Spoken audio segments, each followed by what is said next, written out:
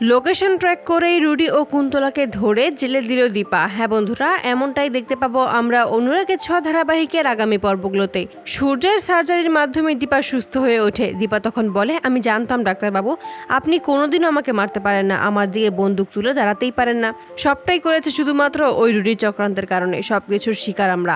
সূর্য তখন বলে যে, আমাকে তুমি ক্ষমা করে দিও দীপা, আমি তখন নিজের মধ্যেই ছিলাম না, আমি কি করেছি এতদিন কিছুই আমি মনে রাখতে পারিনি, সবকিছুই আমি ভুলে গেছি, কিন্তু আমি এতটুকু জানি আমি কোনোদিনও তোমাকে মারতে পারি না।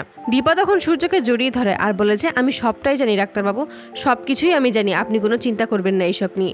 সূর্য বলে, আমার তোমাকে মনে পড়ে গেছে দীপা, আমার সমস্ত পুরনো কথাই মনে পড়েছে, আমি সবাইকে এখন চিনতে পারছি। দীপা তখন বলে, আমি তো এটাই চেয়েছিলাম আপনার জন্য, আপনার যেন সমস্ত কিছুই মনে পড়ে যায়, আপনি যেন আবারও আগের মতো হয়ে যেতে পারেন, আমি যেন আবারও সেই আমার আগের ডাক্তারবাবুকে ফিরে পাই।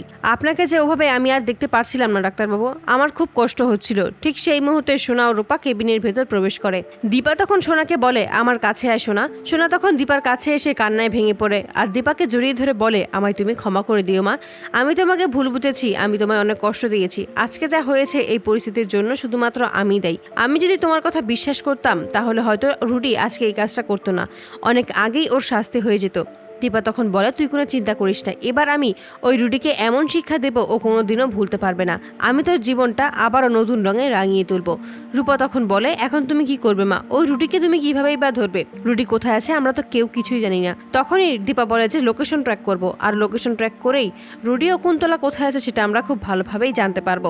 রূপা বলে যে, আমরা কিভাবেই লোকেশন ট্র্যাক করতে পারি। তখনই দীপা বলে, আমি অবিনাশকে দিয়েই কৌশলে ওই রুডি ও কুন্তলার গাড়িতে ট্রাকার লাগিয়ে দিয়েছি, আমরা খুব সহজে পেয়ে যাব ওই রুডি আর কুন্তলা কোথায় আছে। অবশেষে সেই ট্রেকারের মাধ্যমেই রুডি ও কুন্তলার কাছে পৌঁছে যায় সূর্য ও দীপা।